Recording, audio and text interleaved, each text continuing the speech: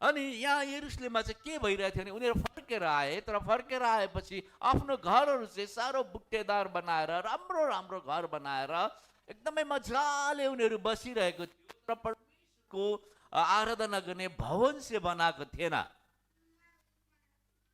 अनि धेरैचोटि मण्डलीमा यस्तै हुन्छ, धेरैचोटि बहुत थोर व्यक्ति हुन्छ मण्डली भवन मण्डलीका कुराहरूलाई प्रेम गर्ने, यहाँ पनि त्यस्तै छ। अनि यहाँ एउटा हक्कीको वचन आएको छ, आफ्नो चालहरू हेर्नुपर्ने, आफ्नो तौर तरिकाहरू हेर्नुपर्ने। अनि हगैले यो वचन ल्याउँदछ अनि त्यहाँका मानिसहरूलाई भन्दछ, प्रभुको मन्दिर निर्माण गर्ने समय अझ आएको छैन, तिमीहरू त्यसो भन्दै बसिरहेका छौ, यो मन्दिर भग्नाशेष भएको छ, हेर त आराधना गर्ने ठाउँहरू छैनन्, यो देखेर तिमीहरू चाहिँ आरामदायी ठाउँहरूमा बसेका छौ, बुट्टेदार काठले सजाएका घरहरूमा बस्ने समय हो यो, त्यसो हो र? मलाई थाहा छैन यो वचनले कतिजनालाई छुन्छ यहाँ, तर छुनुपर्छ यसले। हालेलुया, आमेन।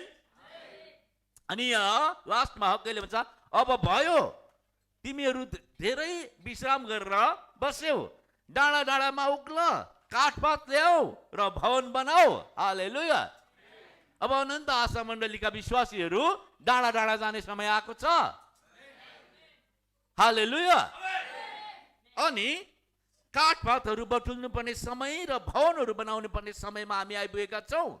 अनि प्रभु भन्नुहुन्छ, ती मानिसहरूलाई म त्यसमा खुसी हुन सकूँ र मेरो मान होस्। प्रभु यसो भन्नुहुन्छ। अनि हामी यहाँ अब भवन बनाउने कुरातर्फ जाँदैछौँ।